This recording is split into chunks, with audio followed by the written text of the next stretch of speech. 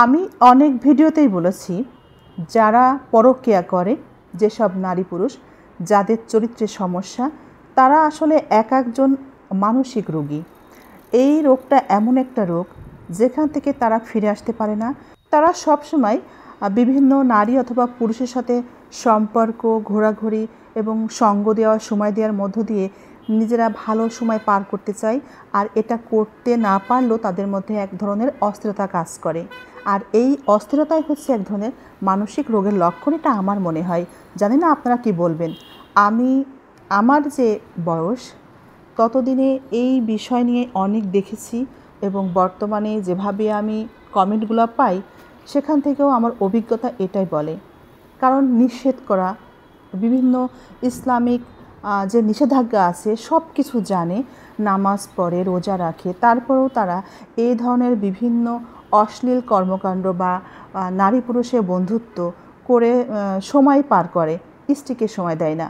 এই যে একটা সমস্যা তাদের মধ্যে, চারিত্রিক যে সমস্যাটা আছে, এটা আমার মনে হয় মানসিক সমস্যা ছাড়া আর কিছু নাই। এর জন্যে অবশ্যই ট্রিটমেন্ট বা চিকিৎসার প্রয়োজন আছে।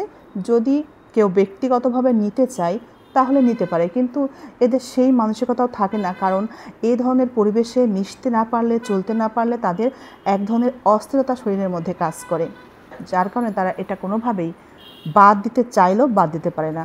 এ ব্যাপারে আপনাদের কি মনে হয়? আমার মতামতের সাথে কেউ একমত নাও হতে পারেন, এটা আমার ব্যক্তিগত মতামত।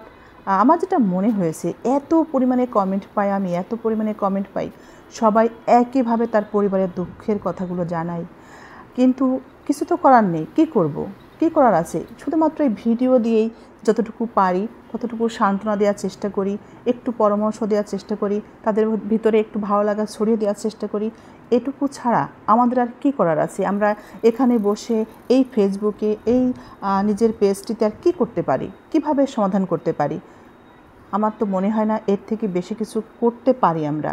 যা হোক, আজকের যে বিষয়টা, সেটাও সম্পর্ক নিয়ে, স্বামী স্ত্রীর সম্পর্ক নিয়ে আমি কথা বলি, সেটা নিয়ে আজ বলবো। যদি কোনো পুরুষের মধ্যে এ ধরনের সমস্যা থাকে কিংবা কোনো নারীর মধ্যে এ ধরনের সমস্যা থাকে, চরিত্রগত সমস্যা, আমরা কিন্তু সবাই জানি, আমার মনে হয় তাদের উচিত কোনো বৈবাহিক সম্পর্কে না জড়ানো। কারণ যদি আপনি একটা মেয়েকে বিয়ে করেন, তাকে আপনি সুখী রাখতে পারবেন না, তার মনের যে চাহিদাগুলো, চাওয়াগুলো আপনি পূরণ করতে পারবেন না, তাকে সময় দিতেও পারবেন না। কারণ আপনার মন পড়ে থাকবে তো অন্যখানে, অন্য জায়গায়। কারণ দীর্ঘদিন সেখানে আপনি ছিলেন, আছেন, এখনও আছেন, তাকে তো আপনি বাদ দিতে পারেননি।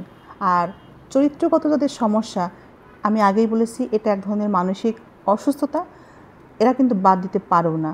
তাই আপনাকে বা যারা এ ধরনের নারী পুরুষ আছেন, তাদের উচিত কোনো বৈবাহিক সম্পর্কে না জড়ানো, বৈবাহিক সম্পর্কে জড়িয়ে একটা মানুষের জীবন নষ্ট না করা।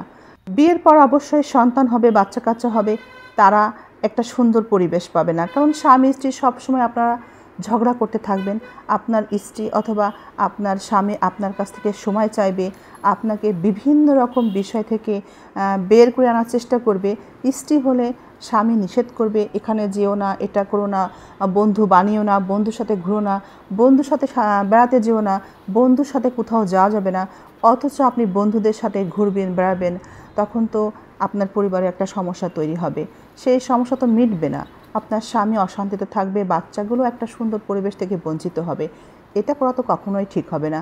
আপনার জীবন যদি আপনি সত্যি ফুর্তি আনন্দের মধ্য দিয়ে কাটাতে চান, তাহলে আমার মনে হয় বিয়ে শাদীর মতো এমন একটা সম্পর্কে বা বৈবাহিক সম্পর্কে না জড়ানোই ভালো। মেয়ে হলেও এমন সমস্যার মধ্যে পড়তে হবে। আবার যদি একটা ছেলের সমস্যা থাকে, চরিত্রগত সমস্যা থাকে, পরকীয়া করার মতো একটা অভ্যাস থাকে, তাহলে তিনি একজন পুরুষ হয়ে স্ত্রীকে কোনোভাবেই সুখী করতে পারবেন না, কোনোভাবেই সম্ভব না। কারণ তিনি স্ত্রীর চাহিদাগুলো পূরণ করতে পারবেন না। স্ত্রী তার সঙ্গ চাইবে, ঘুরতে চাইবে, কোথাও যেতে চাইবে, সে সময় দিতে পারবে না। স্ত্রীর চাহিদা সে কিন্তু পূরণ করতে পারবে না। তার মনটা পড়ে থাকবে হয়তো বাহিরে কোনো ব্যক্তি, বন্ধু বান্ধবী ইত্যাদি বিভিন্ন জায়গাতে। স্ত্রীকে সময় দিবে না। স্ত্রী ঘরে একটা বস্তু বা ফার্নিচারের মতো পড়ে থাকবে।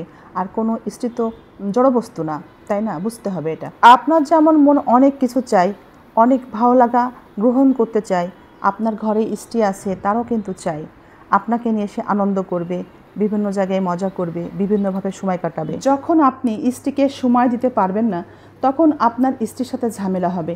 ছোট্ট একটা জীবন আমাদের, বিয়ের পর এগুলো হয় বাদ দিতে হবে, না হলে বৈবাহিক সম্পর্কে যাওয়া যাবে না। শোনা যায় অনেক পরিবারে এই ধরনের ছেলে বা মেয়েকে জোর করে বিয়ে দিয়ে থাকে। এটাও করা উচিত নয় বলে আমার মনে হয়। অনেকে অবশ্য পরিবারের ইচ্ছাতে বিয়ে করে, এমন গল্প আমার কাছে অনেক সংগ্রহে আছে, বাস্তব গল্প।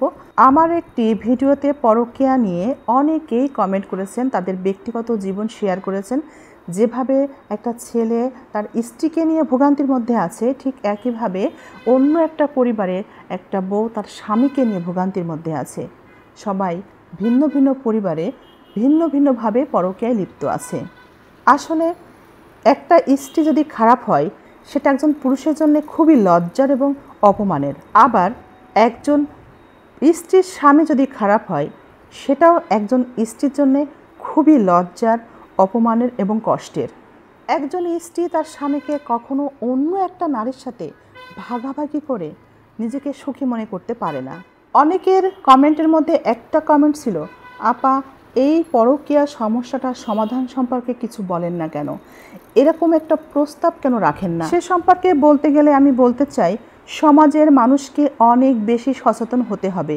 পরিবার থেকে যেহেতু হচ্ছে না, সতর্ক করে তাকে শুধরানোর চেষ্টা করা হচ্ছে, কিন্তু হচ্ছে না, কথা শুনছে না, স্ত্রীর গায়ে হাত তুলে মারধর করে, অনিয়ম করে চলার চেষ্টা করে, অবাধ্য হয়ে চলতে চেষ্টা করে।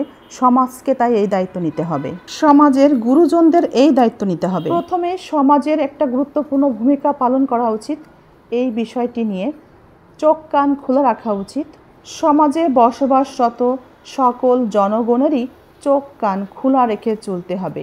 কে আসলো একটা এলাকাতে, তারা নতুন, তারা স্বামী স্ত্রী কিনা, কিংবা কম বয়সী হলে তাদের সম্পর্কটা কি, তারা ভাই বোনের সম্পর্কে আছে কিনা, নাকি স্বামী স্ত্রীর সম্পর্কে আছে, এ বিষয়ে সমাজের সাধারণ জনগণের একটু নজরদারি থাকা উচিত, একটু বাড়ানো উচিত। সর্বসময় আইডি কার্ড নিজের কাছে রাখার জন্য একটা আইনও করা উচিত। আইডি কার্ড সাথে থাকা বাধ্যতামূলক, এই রুল জারি করা উচিত। যখন একটা মেয়ে এবং একটা ছেলে তার নিজের পরিচয়পত্র বহন করবে, তখন তাদের পরিচয় তারা গোপন করতে পারবে না। ভাই বোন সম্পর্কে আছে নাকি স্ত্রী সম্পর্কে আছে, সেটাও জানা যাবে, জানা সম্ভব হবে। সবাই যদি কম বেশি সচেতন থাকি, তাহলে বাহিরে পরকীয়ার সম্পর্কে জড়িত মানুষগুলো যে সময় দেয় একে অপরকে, সেটাও কিন্তু অনেকটা কম হয়ে যাবে এবং একটা সময় বন্ধ হয়ে যাবে। পরকীয়া সম্পর্ক প্রতিরোধে ঘরে সতর্ক হলেই শুধু হবে না, বাহিরেও সতর্কতা বাড়াতে হবে। পরকীয়া বিষয়টিও একটি আইনের আওতায় আনা উচিত। পরকীয়া বিষয় নিয়ে যদি কঠিন একটা আইন প্রণয়ন করা যায় এবং সেই আইনের সঠিক প্রয়োগটা হয় আমাদের সমাজে, তবে এই সমস্যা থেকে অনেক পরিবার মুক্ত হতে পারবে, অনেক পরিবার শান্তি পাবে, শান্তিতে বসবাস করতে পারবে পরিবারকে নিয়ে, সন্তানকে নিয়ে, এবং প্রত্যেকটা পরিবারের সন্তান একটা সুষ্ঠু সুন্দর বড় হওয়ার জন্য পরিবেশ পাবে। প্রবাসী অনেক ভাইরা আছেন যারা স্ত্রীকে দেশে রেখে প্রবাসে কাজ করেন। আমাদের অনেক প্রবাসী ভাই আছে, তাদের পরিবার থাকে দেশে। তাদের কথা মাথায় রেখেও পরকীয়া বিষয়টা নিয়ে কিন্তু আমাদের সমাজের সকলের, বিশেষ করে গুরুজনদের একটু সচেতনতা বাড়ানো উচিত। সংক্ষিপ্ত সময়ে যতটুকু মনে হলো ততটুকু বলার চেষ্টা করলাম। আরও কোনো পয়েন্ট যদি আপনাদের মনে হয় এখানে যোগ করা উচিত, তবে অবশ্যই কমেন্টে জানিয়ে যাবেন প্লিজ।